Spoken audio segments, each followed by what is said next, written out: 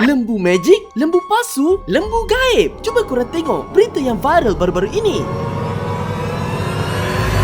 Persoalannya, adakah sah ibadah korban sekiranya kita tak tahu lembu yang kita beli itu lembu curi? Fakto akan bagi jawapan di akhir video ni.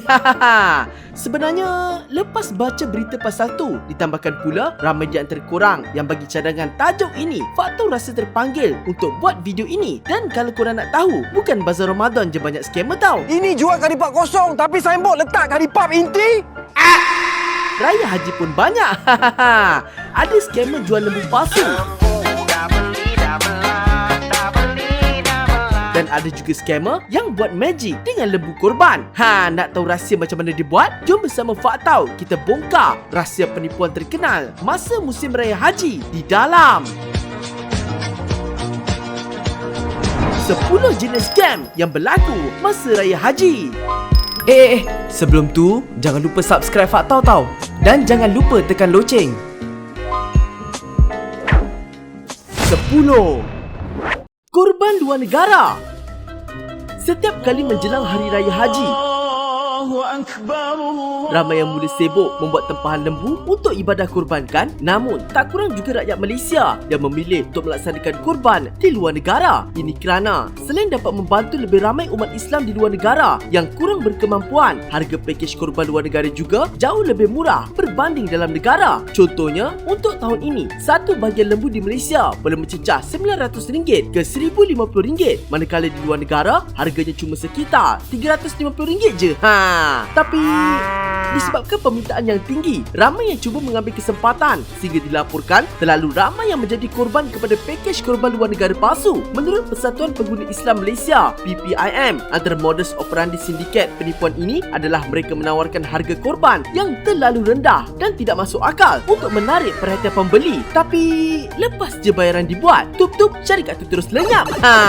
Yang nak buat korban kena menyelidik. Tapi ini juga perlu dilihat supaya tidak ada unsur-unsur penipuan. Yang kita risau adalah unsur-unsur penipuan. Kalau yang terbaik adalah tentukan kita sendiri kena turun padang.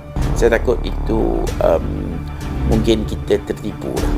Sebab itulah korang kena sentiasa rasa was-was bila harga terlalu murah. Dan sebelum buat bayaran, pastikan syarikat itu berdaftar dengan Suruhanjaya Syarikat Malaysia atau SSM. Malah korang boleh menyemak nombor telefon atau nombor akaun bank pihak terlibat melalui portal Jabatan Siasatan Jenayah Komersial (CCID). Ingat, jangan kerana tergoda dengan harga korban murah, diri sendiri pula yang jadi korban scammer. NGO bahkan syarikat-syarikat yang buat ibadah korban di luar negara ni scammer. Duit memang masuklah dapat, tetapi ibadah korban orang yang terlibat tu tak ada apa-apa. 9. Laman web palsu. Bayangkan, korang rasa korang dah ikut saluran yang betul untuk daftar korban. Tanpa sedar, laman web yang nampak rasmi tu sebenarnya palsu. Biasanya, pautan ke laman web palsu ini akan dihantar melalui SMS, email, WhatsApp atau media sosial. Contohnya, macam SMS dari Easy Kurban ni. Link apa ni? easykorban.com. Sekali tengok, nampak macam link rasmi sebab daripada Easy Kurban. Tapi kalau korang perhatikan betul-betul, Easy Kurban yang sebenar guna domain .org, bukan .com. Aku ingin juga nak buat korban tahun ni. Boleh lah.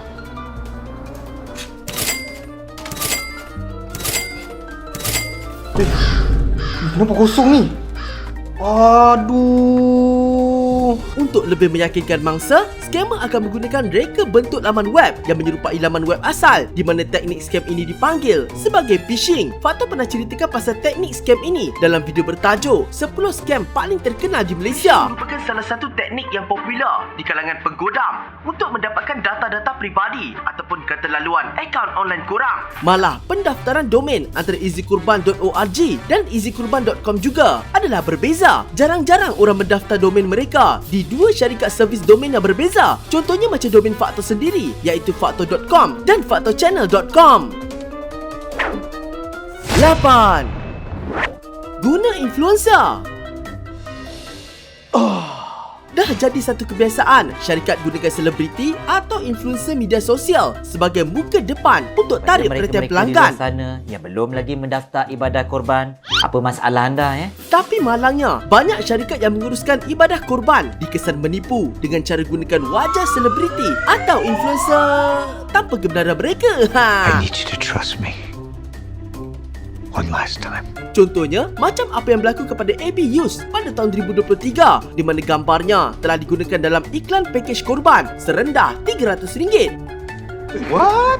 Lagi menakutkan bila wujudnya teknologi Artificial Intelligence atau AI bukan setakat muka selebriti atau influencer je diletakkan dalam iklan. Malah, scammer siap buat diorang mempromosikan lagi produk tu. Antara yang pernah menjadi mangsa seperti Khairul Aming. Hey, what's up guys? Saya Khairul Aming. Disebabkan paip air utama di gudang pecah, gudang kami banjir dan semua kotak pembungkusan kuali rosak.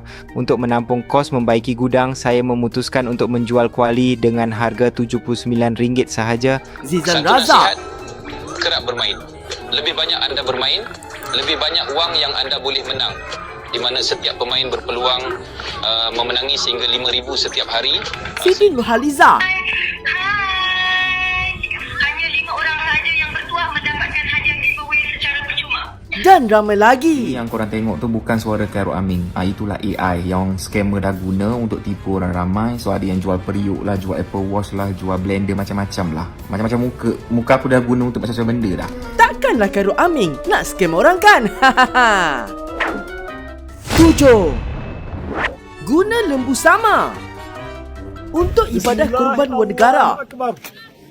Kebiasaannya pihak penganjur akan menangkap gambar kad nama peserta bersama lembu sebagai bukti yang ibadah korban itu telah dilaksanakan. Namun yang menjadi masalah adalah apabila terdapat penganjur hanya sekadar menggantikan kad nama peserta itu dengan peserta dari kumpulan lain, kemudian tangkap gambar dengan lembu yang sama tapi dari sudut yang lain. Dan yang paling tak sangka, penipuan seperti ini turut berlaku dalam perkhidmatan badal haji. Untuk pengetahuan korang, badal haji atau lebih dikenali sebagai upah atau ganti haji bermaksud mewakilkan atau menggantikan pelaksanaan ibadah haji ke atas dirinya kepada waris atau orang lain. Dan badal haji ni hanya boleh dilaksanakan untuk seorang sahaja dalam satu masa. Tapi apa yang berlaku? Terdapat scammer yang mengambil upah ramai badal haji dalam satu masa di mana penipuan ini digelar sebagai bedal haji. Lepas dia baca je, saya dah berada di Arafah sekian-sekian dan saya tengah buat haji untuk ni, dia akan koyak kan. Lepas tu katanya dia orang akan ambil pula gambar dengan nama yang baru. Satu orang tu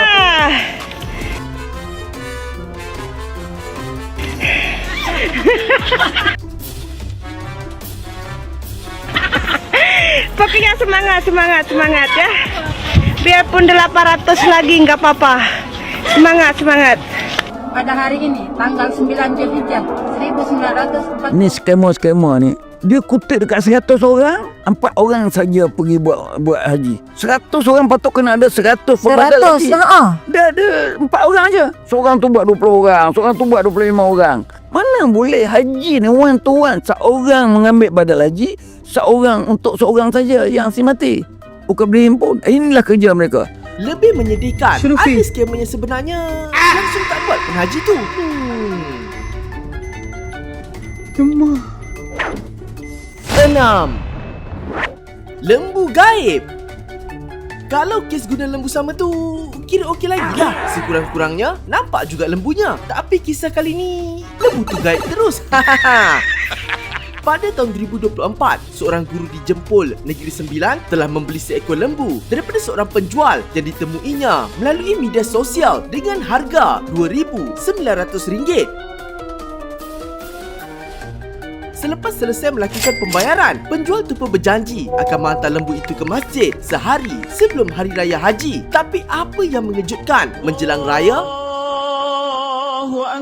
apabila guru tersebut pergi ke masjid untuk melakukan ibadah kurban, punyalah dia terkejut apabila lembunya gaib, hilang tanpa jejak. Rupa-rupanya lembu itu tidak pernah pun dihantar. Senang cerita, tak pernah wujud dan nombor telefon penjual tersebut juga tidak dapat dihubungi. Akhirnya RM2,900 lesap, lembu gaib dan ibadah kurban pun tidak dapat dilaksanakan. Kesian kan? Aku pulang dengan tenang. 5. Lembu tak cukup makan.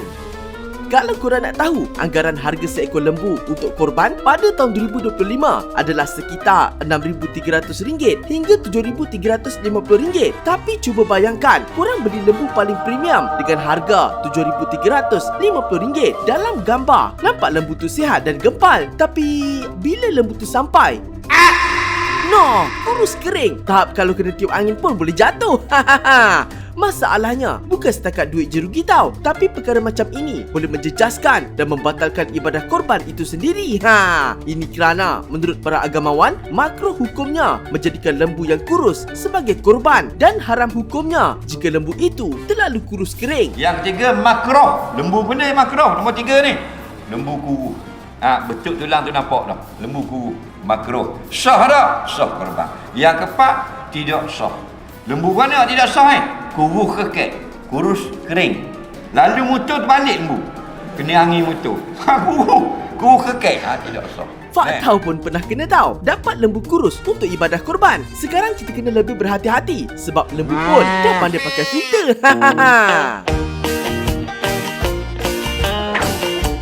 4. Pakej haji visa pelancongan.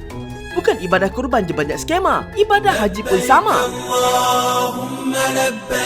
Contohnya macam yang berlaku pada tahun 2024 di mana lebih 300 orang jemaah Malaysia terkandas di Mekah sebab agensi yang tawarkan pakej haji murah tu menggunakan visa pelancongan. Kira-kira 300 bakal jemaah haji dilaporkan terkandas di Mekah dipercayai selepas terpedaya dengan sebuah agensi menawarkan pakej murah menggunakan visa pelancong. Kalau korang nak tahu, visa pelancongan hanya boleh digunakan untuk tujuan melancong ataupun melakukan umrah. Sebaliknya, jika korang nak menunaikan haji, korang memerlukan permit ataupun visa khas untuk haji. Ini dilakukan untuk mengawal jumlah orang yang melakukan haji kerana kalau ramai sangat, nanti tak bolehlah buat haji. Kan?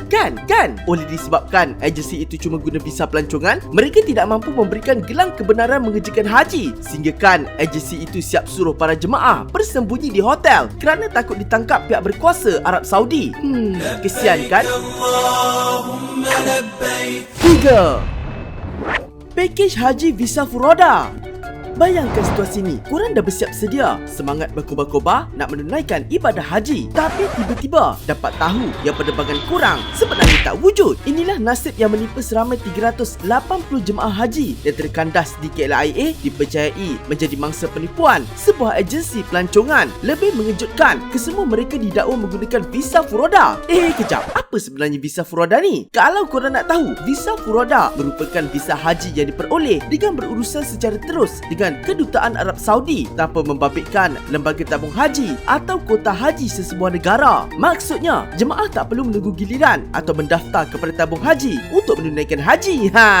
Namun begitu, visa seperti ini didakwa bersifat last minute, sangat-sangat terhad dan hanya orang-orang tertentu atau VVIP sahaja akan memilih untuk melakukan haji menggunakan visa furoda kerana harga untuk visa furoda ni lebih mahal daripada tabung haji. Visa furoda ni sering dijadikan umpan oleh agensi tak bertanggungjawab untuk yakinkan jemaah kononnya diorang confirm dapat pergi haji walaupun hakikatnya didakwa ia tiada jaminan pun. Oleh itu sebaiknya kalau nak pergi haji tu untuk pertama kali, korang bolehlah berdaftar dengan tabung haji. 2.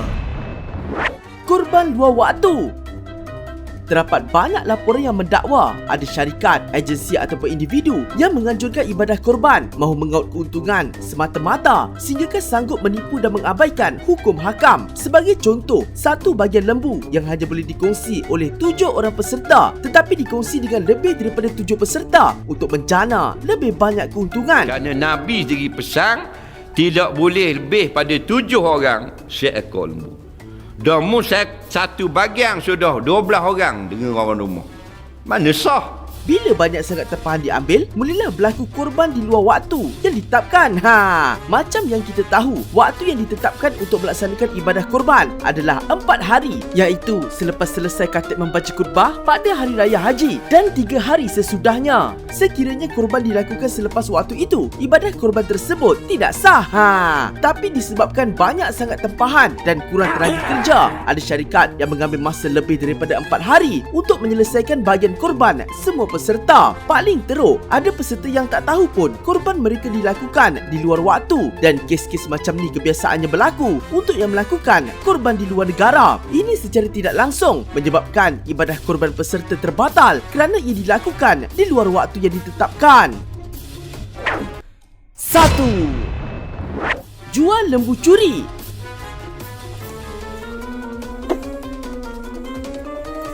Baik, 5 ekor 2, 3, 4, 5 besar-besar baik. Salah satu scam yang makin menjadi-jadi sekarang ni adalah penjual menjual lembu curi untuk ibadah korban. Malah baru-baru ini, pihak polis berjaya menahan 2 orang suspek yang dipercayai merupakan anggota tentera sedang cuba mencuri lembu untuk dijual menjelang Raya Aidiladha. Apa yang lebih membimbangkan, lembu-lembu curi ini biasanya akan dijual pada harga yang jauh lebih murah daripada pasaran. Bila harga murah, ramailah yang akan terpedaya dan terus beli tanpa sedar lembu itu sebenarnya hasil curi. Namun, timbul pula persoalan macam yang Faktor katakan di awal video tadi. Adakah ibadah korban kita sah sekiranya kita tak tahu lembu tu lembu curi? Jawapannya tak sah. Korban lembu curi, kita tak tahu, dapat pahala niat korban saja. Kerana lembu kita pergi sembelih, lembu bukan milik. Tidak sah. Sama macam pergi sembelih lembu orang. Cuma kita dimaafkan kerana tidak tahu. Dapat pahala korban tak dapat. Pahala niat masuk korban tu dapat. Kerana kita niat nak buat satu kebaikan, tapi kita tidak berhati-hati. Nampak tak? Tidakkah skamer-skamer ini bukan je salah dari segi undang-undang, tetapi juga boleh menjejaskan kesucian ibadah korban kita. Sebab itulah sangat penting untuk kita semak latar belakang penjual. Pastikan syarikat korban itu berdaftar dan boleh dipercayai. Dan paling penting, jangan mudah terpedaya dengan harga yang terlalu murah. Tenang. Lembu seekor gagak gembita. Masya Allah, semuanya nak berjaya. Jangan sampai bersengketa. Semoga ibadah korban kita tahun ini diterima dan diberkati oleh Allah Subhanahu Wa Taala. InsyaAllah. Okeylah, itu sajalah untuk video kali ini. Seperti yang dijanjikan, Faktor akan umumkan pemenang untuk giveaway Faktor Raya Haji 2025. Pemenang bagi kategori paling menarik adalah Nurul Fatihah, AYMSKIKK, Suraya Hani, Serabella dan Lil IM. Pemenang bagi kategori random adalah Naki Han X, Azwan bin Muhammad, Hasanuddin Azami, Melq dan Afif The Lupins. Dan yang Faktor ucapkan, pemenang bolehlah mesej Faktor di Instagram atau email Faktor untuk mendapatkan hadiah. Sempena Raya Haji ni, Faktor nak buat satu lagi giveaway tambahan. Di dalam video kali ini, terdapat 3 perkataan yang muncul dekat skrin, iaitu perkataan #Faktor Raya Haji. Korang hanya perlu mesej Faktor di Instagram atau email Faktor dan bagi tahu dekat minit keberapa ketiga-tiga perkataan tu keluar. Faktor akan pilih 2 orang pemenang terawal yang mesej Faktor, di mana pemenang akan mendapat hadiah RM100 seorang dengan jumlah keseluruhan RM200. Good luck korang. Terima kasih Faktor ucapkan atas sokongan dan cadangan korang semua. Jumpa lagi di video akan datang, InsyaAllah. Assalamualaikum semua. Bye.